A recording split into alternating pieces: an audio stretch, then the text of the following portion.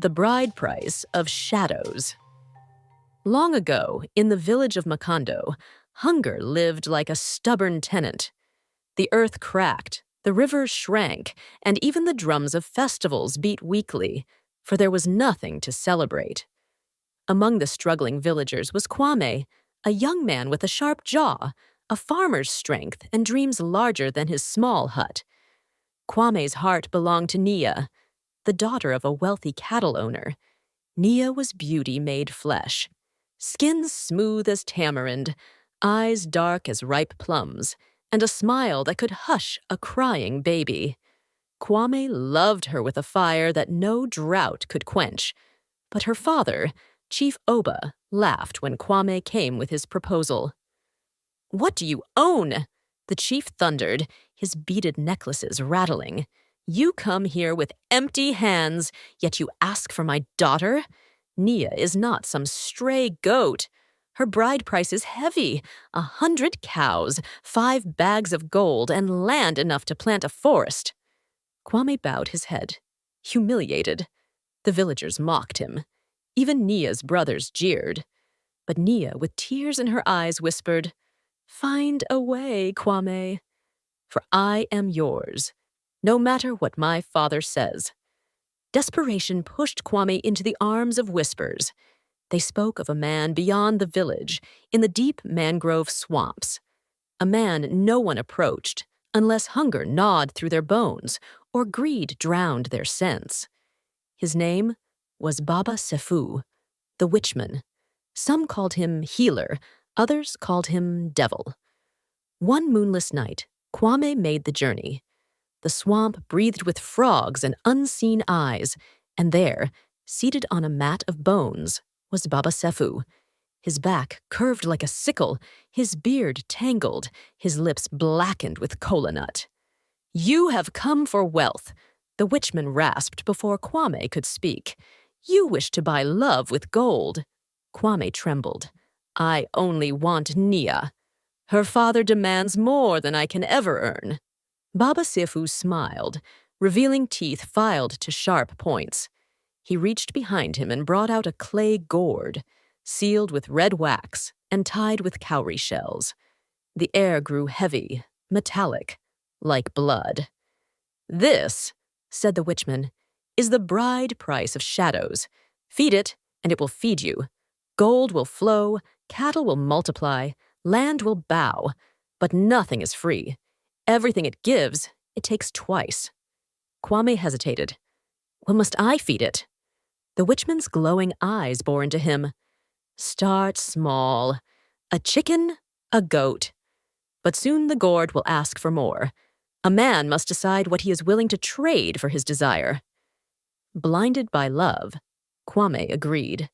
He took the gourd home, hiding it beneath his mat. That very night, when he poured the blood of a chicken into its mouth, the gourd trembled like a living heart. By morning, coins glittered at his doorstep. Soon, Kwame's wealth spread like wildfire. Cows lowed in his pen, land appeared to him in gifts. Traders bowed when he entered the market. Chief Oba himself looked upon him with new eyes. At last, the chief announced, "Kwame has proven himself. My daughter shall be his wife."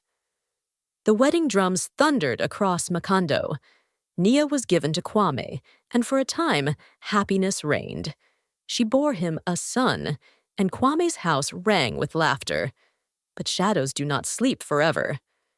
The gourd's hunger grew. Chickens no longer satisfied it. Goats, cattle, even wild game. Nothing filled its belly. Each time Kwame fed it, the gourd only trembled harder, its wax seal darkening, the shells cracking. Then one night, it whispered. "Yes," the gourd spoke, in a voice like rusted iron scraping stone. "Feed me. Blood of kin." Kwame froze. He tried to ignore it, but his riches began to wither. Cows dropped dead in their pens. Coins turned to dust. His fields blackened. The villagers gossiped. How could a man so blessed now stink of ruin? In his desperation, Kwame looked upon his son, sleeping peacefully on Nia's lap. His heart tore in two. but the gourd pulsed beneath the mat, glowing faintly, waiting. That night, Kwame carried the child in trembling hands. He stood above the gourd. Sweat poured down his face. Tears burned his eyes. But before he could act, Nia appeared at the doorway. "Kwame, what are you doing with our son?" Her voice shook like leaves in the wind. Kwame stammered, but the gourd betrayed him. It hissed, loud enough for her to hear, "Blood of kin! Blood of kin!" Nia screamed, clutching her child. "You traded us!